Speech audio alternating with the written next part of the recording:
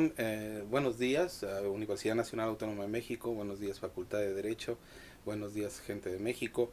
Hoy tenemos un gran privilegio de poder platicar con la doctora Gayatri Spivak aquí en la Universidad de Columbia y poder conversar ella sobre su teoría y aspectos generales de ella.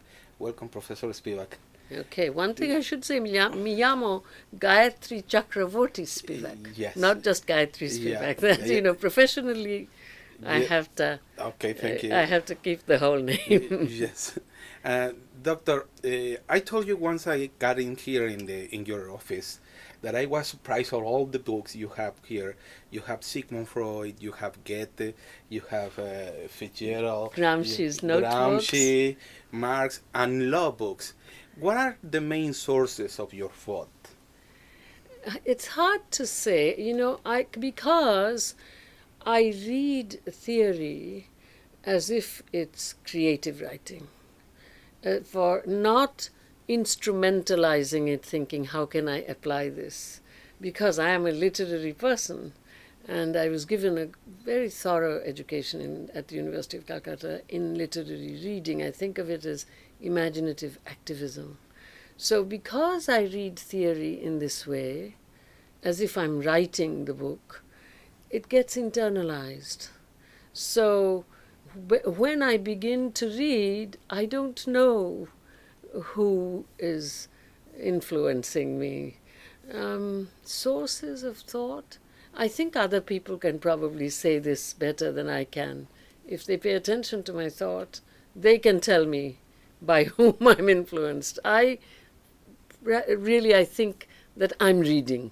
You know what I mean? As to what made my head or my heart, it's hard for me to say.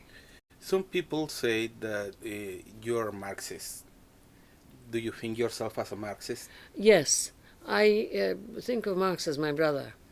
I do think that it is not possible to remain faithful to the text. That's not, just as I said, that's not my way. And you know that I come from a state which has had a left front government now for 34 years. They've just lost the elections, and we're hoping that they will win again and that the party will reform itself some. Yes. But in West Bengal, to be on the left was, in fact, to be normal.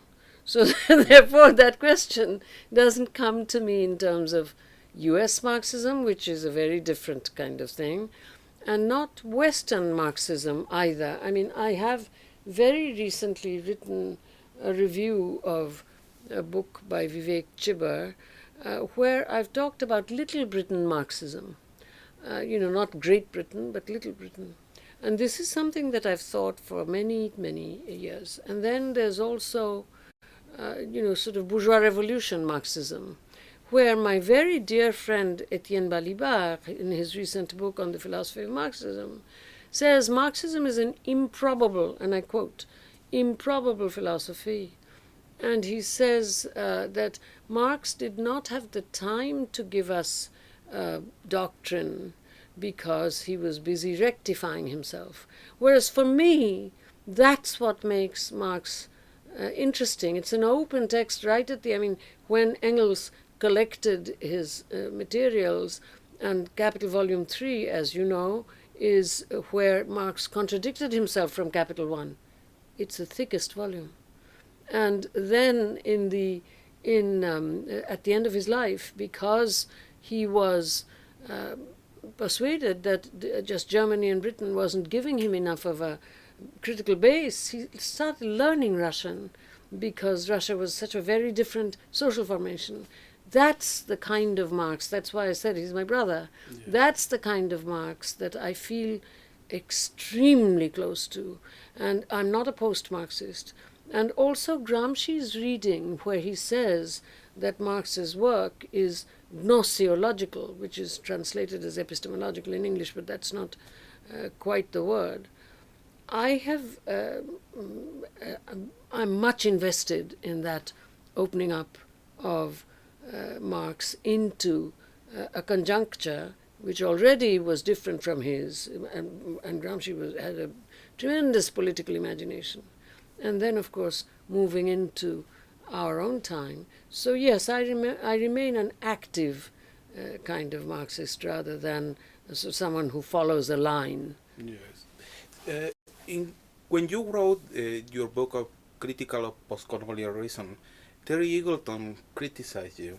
But a part of the critics, I believe, is quite interested because he said that you are more worried about the epistemological matters than the whole construction on the formalities. I don't remember Terry's review in detail, so I will simply take you at your word that he said so. But I'll tell you why I'm interested in epistemological details. Because it seems to me, unless desires are shifted, no permanent political structures will come into being. I'll give you some examples. You see, when in Capital One, Marx, as you well know, everybody knows that that book was really vetted. Many people suggested and helped and so on and so forth. And it was written for the implied reader is the working class. And basically there is an epistemological challenge there. Change your own, how you construct yourself as an object of knowledge from victim of capitalism to agent of production.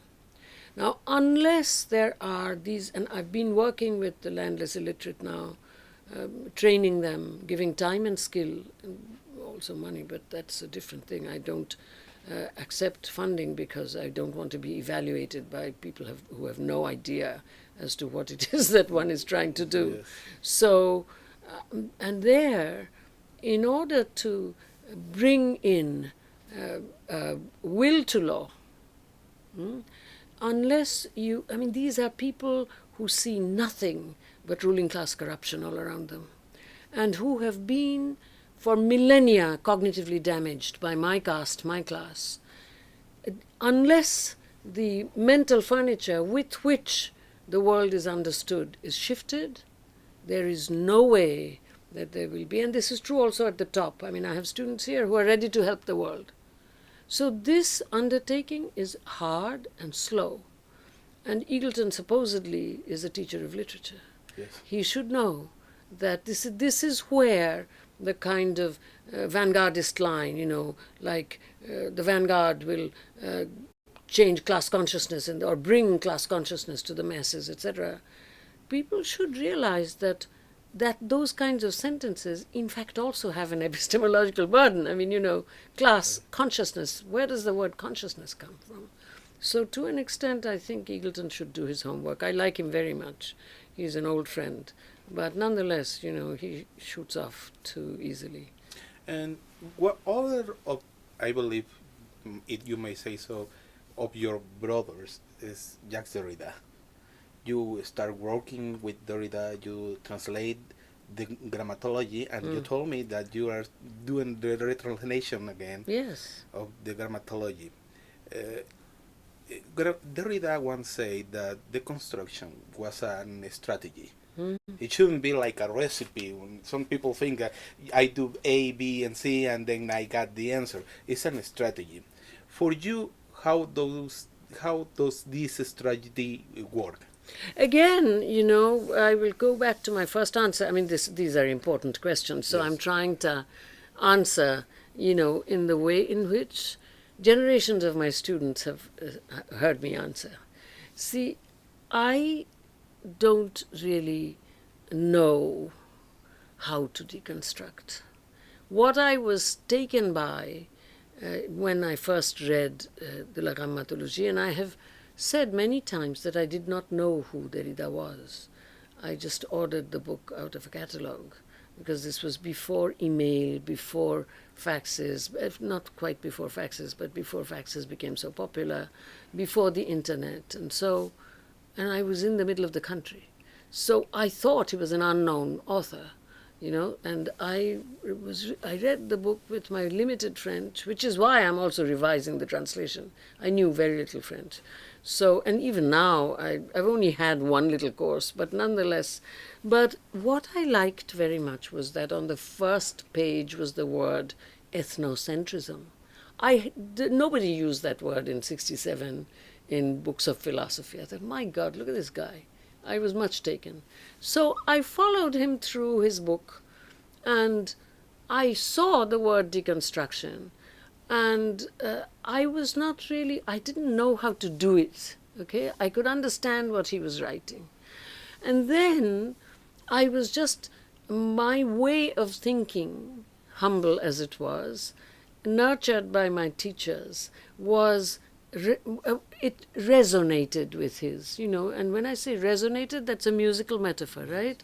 And I'm thinking of the German word Bestimmung, because in the middle, that determination, it's translated into English, but right in the center of it is the word Stimme, voice, sound, music, if you know what I mean. Yes. So we rang together, as it were, and therefore I always went to all of his lectures and talks because he surprised me every time. I could not make the moves he made, okay? And so, as a literary person, what does a literary person do? She learns how to welcome the contingent, not the necessary. This is why all literary studies, genres and so on, they are ready to be broken down by new literature or new readings of old literature any day. And that's what happened between Jacques and me. You see, it wasn't like I became a deconstructor. No, because for me, he was a new writer, I met him and I've never had a philosophy course in my entire life, undergraduate, graduate. I met him when he was not yet quite that famous. He was 41 years old. And it was like an adventure. You know what I mean? Marx is a little bit different because he's in our history, the history of Bengal. You know that the Communist Party of Mexico had its establishment had something to do with a guy called M.N. Roy, who was a Bengali. Yes. Right? So our left tradition is old. And so therefore, that was a bit different. It was almost like a family thing. My mother's brother was a member of the Legislative Assembly from the old Communist Party of India. So that's not quite exactly. He gave a Capital One to me when I was 15. Yes. Whereas Derrida, it was not something I was expecting. It changed my entire life, but it was the contingent. And for you are one of the major scholars on postcolonial theory. But somehow talking about postcolonial theory has become complex. And nobody understands clearly what is the post in postcolonial theory. So I feel that I'm obligated to ask you, what is postcolonial theory for you? Well, first I can make a joke. Yes. You see, if I am influenced by deconstruction, yes, then I have no answers for ontophenomenological questions. That is to say, what is? Yes. Okay? But that's a joke, But deconstructive thinking always turns it, since theory, to theorize is a practice. It would tell you, what is it to be postcolonial, That's the form. But I'm only half serious. You see, the thing was that I was born in British India, right? And at first for us, the word post-colonial was almost a joke. It was a deeply ironic word because my generation is the first generation of full-fledged intellectuals after independence, because Salman Rushdie, they are Midnight's children. They were born in 1947, the year of independence. We were born before. And we felt that the failure of decolonization began when negotiated independence came in, because necessarily colonized countries have no practice of freedom, and therefore that's the formula. So we could not be serious about claiming post-coloniality as anything but a descriptive adjective. And like most descriptive adjectives, it's very limited. Also in our subcontinent, India inherited the British railway system, the Indian army trained by the British, etc., whereas Pakistan and what was then East Pakistan, Western East Pakistan, had to start from scratch. So that those of us who thought about these things also felt that post-coloniality was not shared the same way in the different post-independence nation states. So all of this. Then, in the late 1970s, something that happens in the United States to well-placed metropolitan intellectuals, immigrant intellectuals, happened, which is a kind of crisis of conscience, very peculiar to the United States, because there is in the United States this tendency of self-criticism, which in a sense legitimizes the US by reversal. It is serious and sincere, but it is in the long run symptomatic. So I went through it. And that was, because I had read Jane Eyre, for example, as a teenager in India many times. It had never occurred to me that there was in it this Creole person who had been completely, the mad woman who had been completely trashed almost as an animal, etc. So this kind of thing which happens in the United States, which to an extent legitimizes its kind of imperial role. I mean, this is a very peculiar thing I'm saying. This happened to me, this happened to Homie, this happened to Edward, and so on and so forth.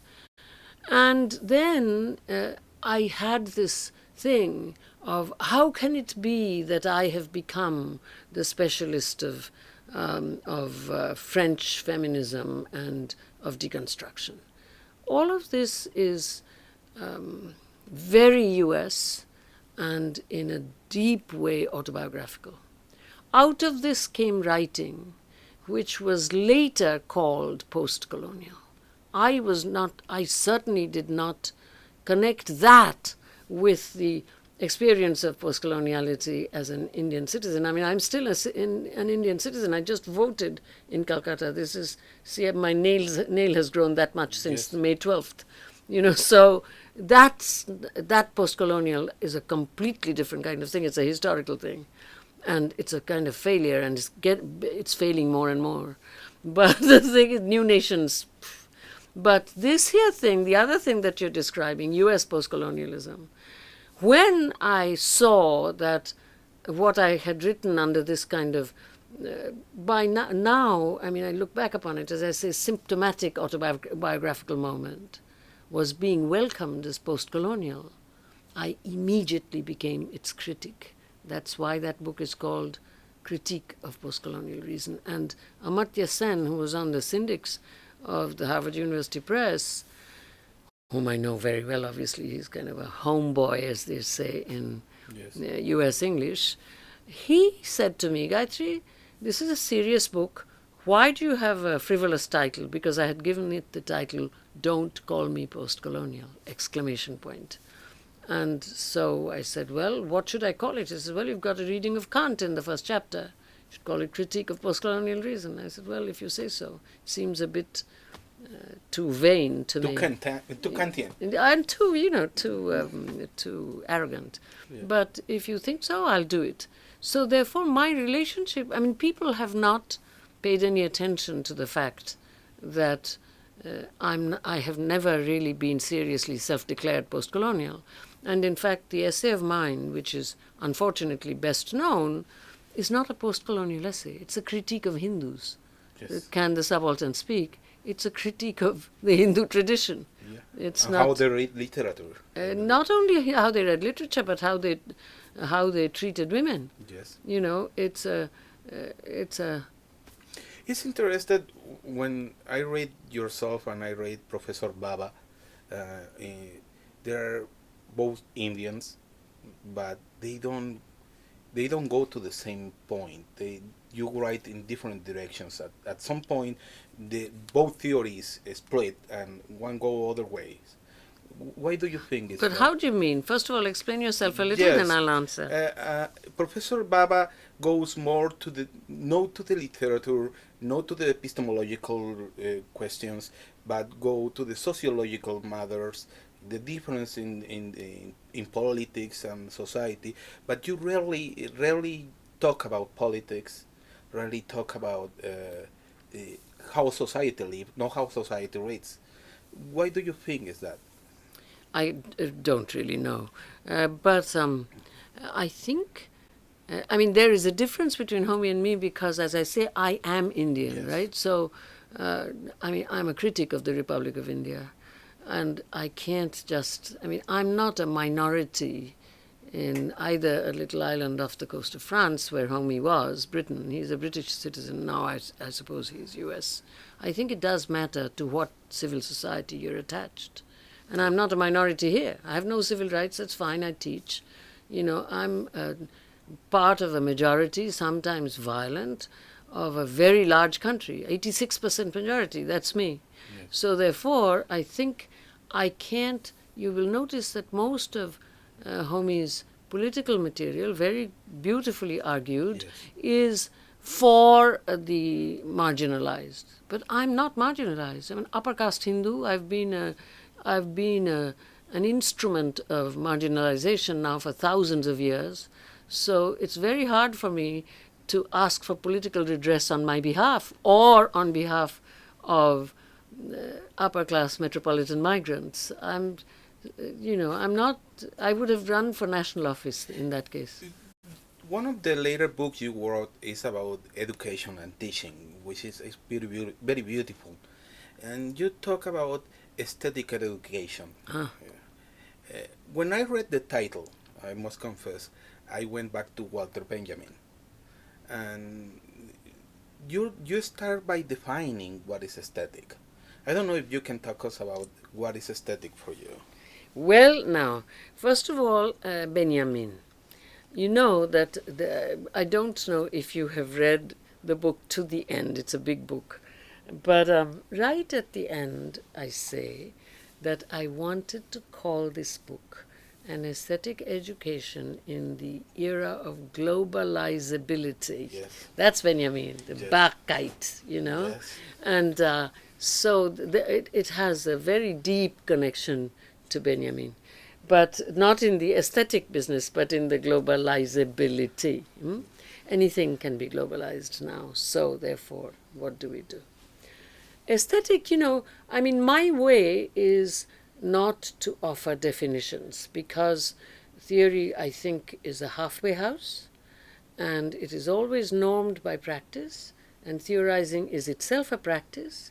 And so therefore, if you offer definitions, you will offer them to be broken. You say that in subaltern I'm sure, speak. to be used and then to be broken. So therefore, what I do is I offer a kind of rule of thumb. I use the word aesthetic as a kind of citation, right? Because I'm dealing with what kind of mistake should one make with Kant? The Schillerian mistake or some other kind of mistake? Because a mistake is called for.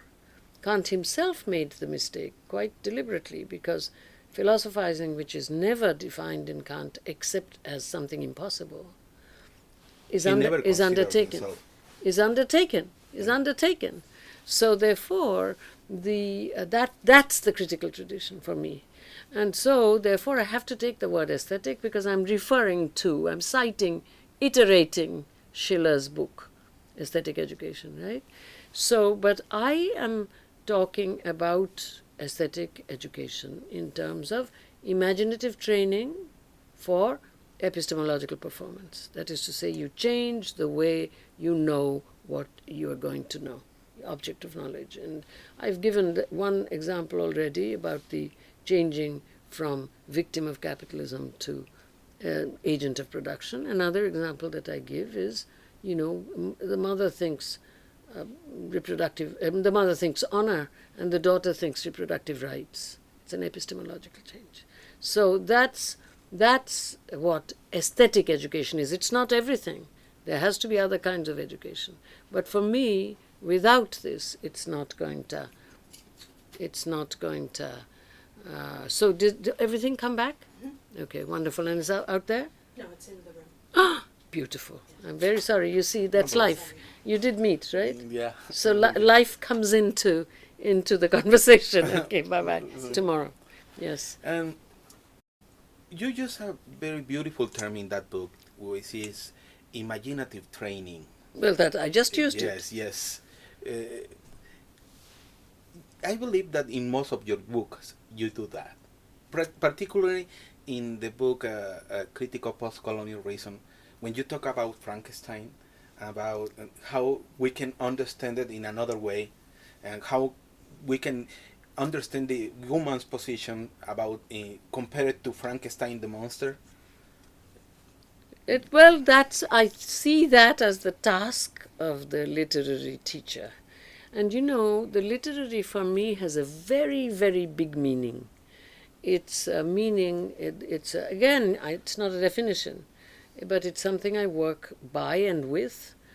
It is the ability to be suspended in someone else's web of being, thinking, acting, etc., be woven into someone else's web. And I'm using the word web for texere, textile, right? Because if you say text, people think it's like words in a book. But web, World Wide Web. So, Yes. to an extent. That is, for me, a imaginative training. And you see, there is one kind of imaginative training about which I don't write, because I'm really learning there still after 30 years, which is the work with the largest sector of the electorate in India. And that, 30 years of time and skill, but the answers are not yet clear to me. Just now, for example, I'm engaged in a certain kind of agricultural work. Okay? I don't want to specify very much more because it's not happened yet. I've talked to officers, this, that. Yes. What I found to begin with was that the guy there I have 6 schools, has had only 4 years of education, but extremely smart and wanting to be a leader. Unfortunately, that's the person I have trained least, because I train teachers. And someone who has had 4 years of education, only elementary school, is not among the teachers. So he's also impatient and he's not there. I give very long training sessions. He's not there. On the other hand, he's leaderly. So therefore, all the women and men over whom I have lavished my training in order to learn how to train them, because their epistemologies have been damaged over thousands of years, they are led by this person who has not been imaginatively trained by me over these last 30 years, right? He's my friend. I ride on his motorcycle, but he's not sitting there when I'm kind of training desperately to see how can I get to them. And so the agricultural thing that I'm talking about resembles the bad stuff that they see all around them, so that it resembles it is a desire to be small latifundists and use the other so-called untouchable castes and aboriginals as sharecroppers in their small little latifundia. You understand? Yes. And so, on the other hand, the ones that I have trained, they know that there's something wrong with this. Because for 30 years I've been trying to train their imagination to think of the Indian poor as one, equal but not the same, right? And not be prejudiced against all of these different kinds of caste groups that exist on the subaltern level. People don't ever think about this or talk about it or anything. And so I have come face to face with this, and now for a couple of months these conversations are taking place. Okay, now, and I'm there all the time, right? When I went to, I mean, I'm a Rosa Luxemburg style social democrat, all right? So I'm not an anarchist. So, and I think it's a kind of elite, I'm not Bakunin, I'm reading Bakunin again, and it's amazing the difference between him and Marx, who's still, and then Luxemburg is revising them at the beginning of the Massenstreich. And anyway, so I go to the survey office, okay? I'm a citizen after all. And this guy, the guy who's now in the survey office, is in fact a man whom I have known since he was the lowest level civil service worker.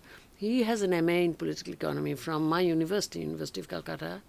And the guy who taught him has written on my stuff. So this guy, it still thinks, this guy in the survey office. So he's like incredibly excited by what is happening in this agricultural thing that I'm not telling you anything in detail. And so he's calling. And then I say, hey, hold it, because the people are not yet quite prepared, eh? So, because this is what came out first. And so he's saying, oh, so you haven't done the work. And then I said, hold it, hold it. When I write, you've read my work in English. When I write the sentence, institutional change is neither isomorphic nor isotemporal with subject formation. What do you think I'm talking about? You think I'm different? Because we are speaking in Bengali, yes. Right? You think I'm different when I'm working in those villages from what I write in a sentence in a book of theory written in English? Didn't you pay any attention to this? That's what I'm talking to you about. Yes. It's not that. That's imaginative training, see what I mean? And so it takes time.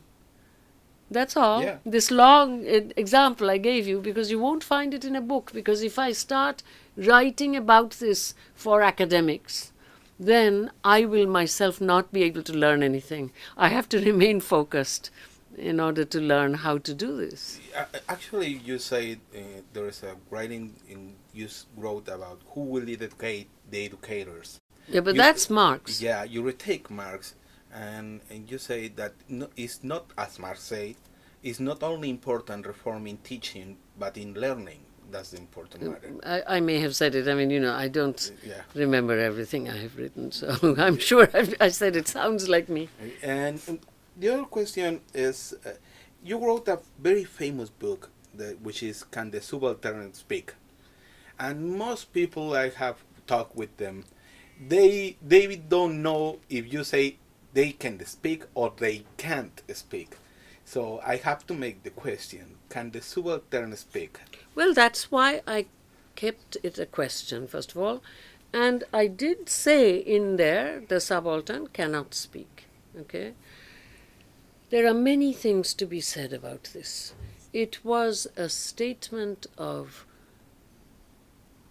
anguish, anger, and despair, because the story was that the woman who hanged herself because she could not kill, she was in an anti-imperialist struggle and she had been given an assassination detail.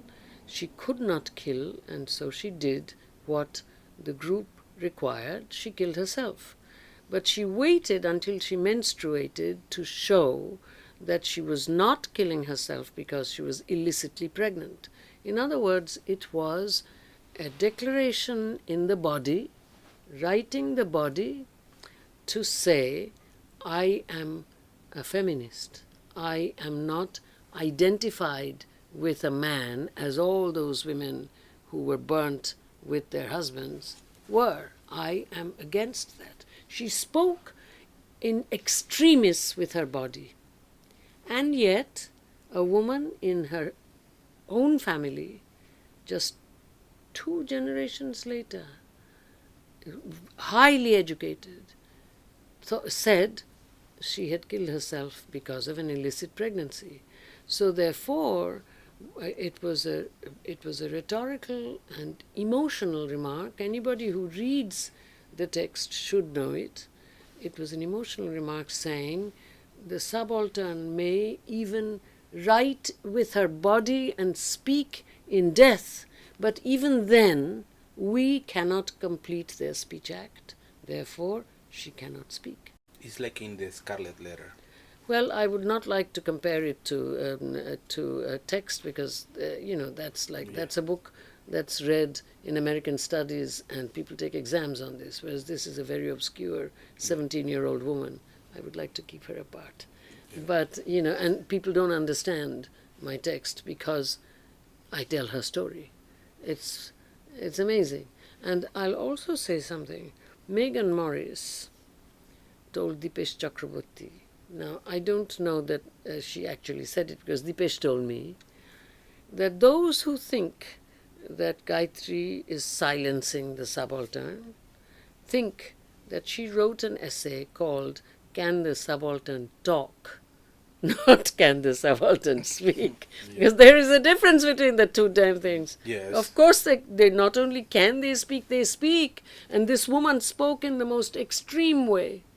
But we do not have an infrastructure which allows us to recognize that speech has taken place. When I just knew you, I told you that many students in the philosophy faculty read your work, and somehow they resent that you don't talk much about Latin America. And I guess I have to make the question. Maybe you don't have the answer for it, but how do you feel about this theory of the subaltern when we see the story of the migrant kids, these kids that are crossing the border without parents and maybe risking their lives? I think the idea of the subaltern is very mobile. I don't, and in fact, that woman about whom I wrote 30 years ago, I didn't particularly think that she was a pure example of subalternity. I mean, I moved away from her, and since then, since 1986, I've been involved in producing the subaltern intellectual in those schools, which is Gramsci's program. I mean, I wasn't following Gramsci, like I told you earlier. Yes. I found much later, I've been teaching Gramsci forever, and then about 3 or 4 years ago when I was teaching Gramsci, I realized that his thinking, again, resonated in a very important way. So yes, I think the idea of subalternity can be used to describe different kinds of situations, and situations that are not generalizable by capital logic alone.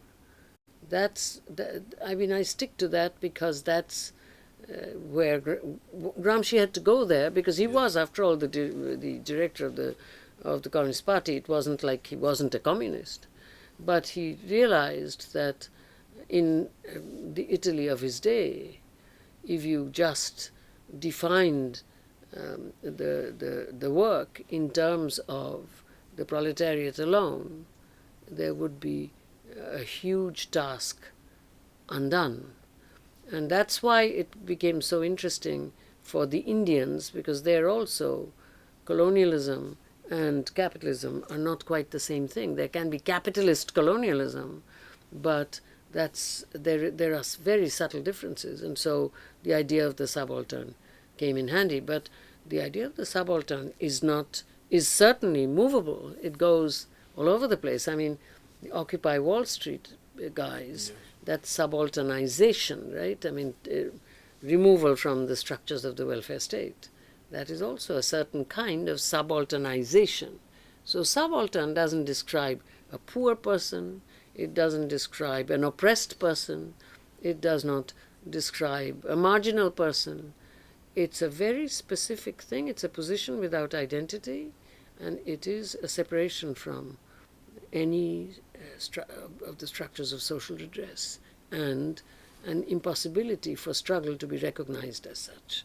These are things, and I will say this, we are not interested in preserving subalternity. Subalternity should be destroyed, so that it can be constantly inserted into the circuit of an active citizenship. It's a very different ballgame. This is why so-called paperless immigrants are absolutely the new subaltern, not just their children. Children, of course, children even more.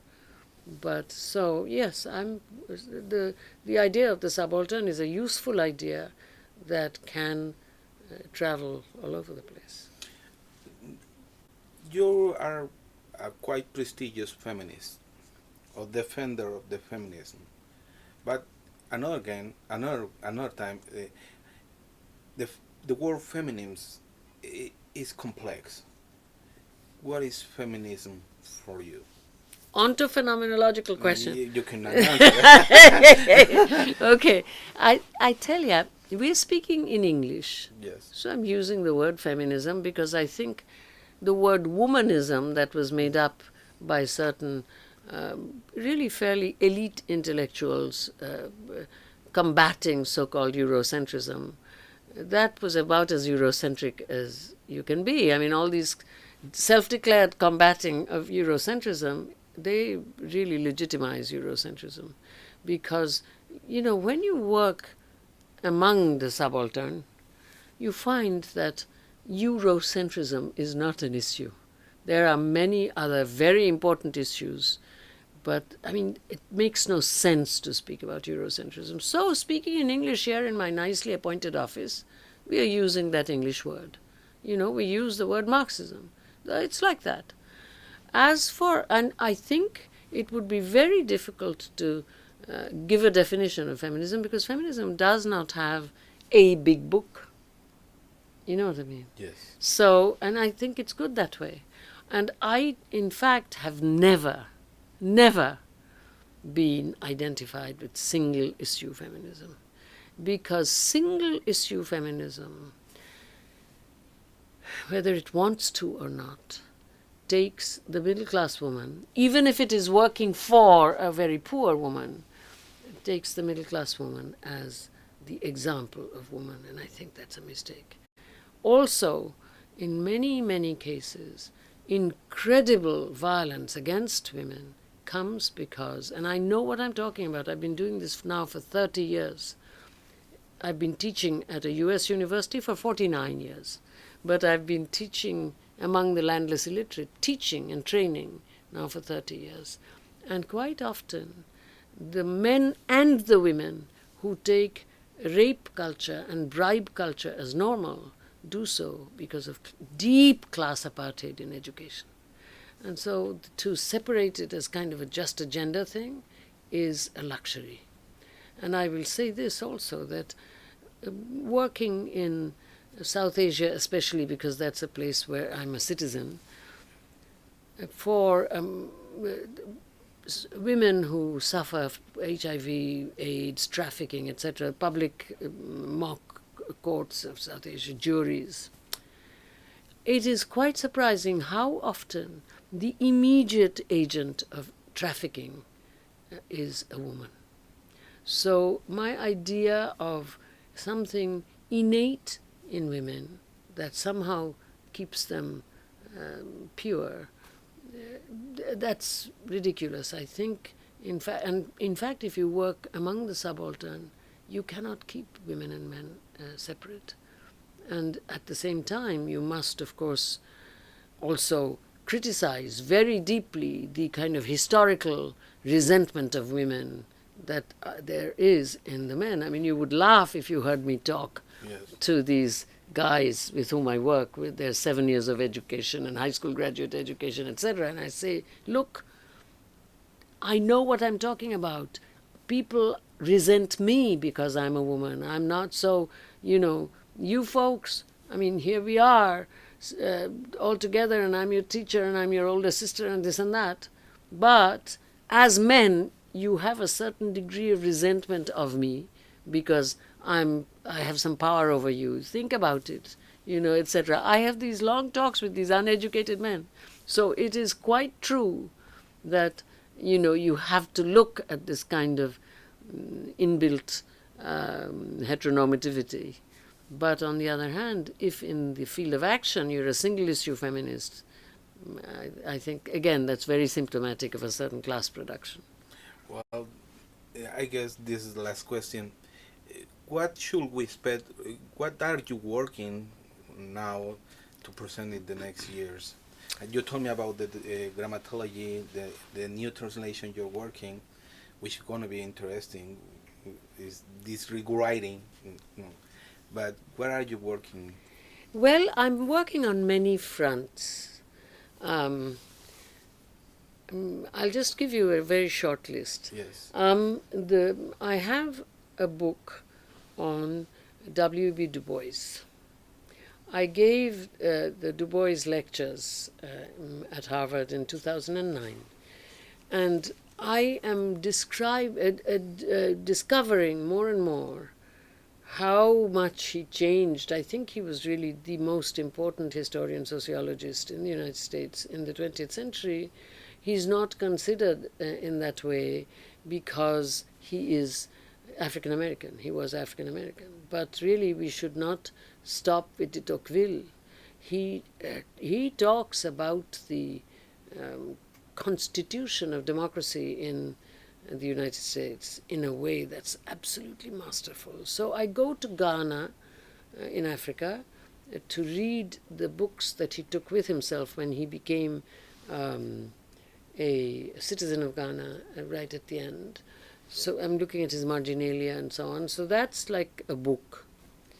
And I'm also very deeply involved with working with Africans in Ghana, Nigeria, and Kenya on the mother tongues that were not consolidated by the missionaries as survival languages, not as endangered languages or anything. That takes up a great deal of my time. And I'm also, of course, working on this these schools that I'm talking about. Okay. You see, that's the biggest challenge in my life. And beautiful. That's the biggest challenge because it's an intellectual problem of massive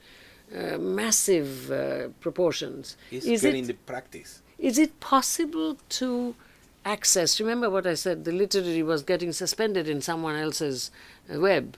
Is it possible to access an epistemology cognitively damaged over thousands of years with no right to intellectual labor punished, only bred up for manual labor and obedience and saying yes? Is it possible to access such an epistemic apparatus in order to teach the children the intuitions of democracy, that is to say, the most hospitable of systems, where you have to feel the aporia, the double bind between liberty, autonomy, myself, ipseity, and equality, which is this, even those who are completely different from me, even thieves and jerks and murderers, are equal, one vote. That's a huge aporia. Is it possible? Because all the human rights stuff is just doing self-interest, their justified self-interest. I'm not interested in that. I'm a teacher. This is an enormous, this is a kind of supplementing of vanguardism, especially since it is my caste and class that have done this. Postcolonial is nothing compared to this. There was day before yesterday. These guys have not seen white folks. They don't have any sense of colonialism, but in terms of the longue durée, Brodel, in terms of the persistent structures, they know about caste oppression completely. And so I tell them, I'm your race enemy, your class enemy. I'm here to repay my ancestral debt. But on the other hand, I'm like a good person. My parents were also good. What do you think 2 generations are in the context of 5,000 years? Don't trust me and stop needing me, because I'm not your friend, I'm your enemy. So, this work, it's unbelievably challenging. And I can't write books about it. Yes. Because if I do, first of all, I have no method to give anyone. The subaltern is not generalizable. And what method will I give? Will they do it? It is very difficult to do. They won't do anything. So I'm still learning. And that's my work, which I have no idea what it will lead to. But so there's the Du Bois book, all these African things, and the workshop, your work. This other work. Well, Dr. Spivak, has been a pleasure to talk with you. As I told you before, I'm very excited of knowing you and talking to you about your books. I'm a big fan of your work. Thank you very much. Thank you for coming. It's been fun. Thank you.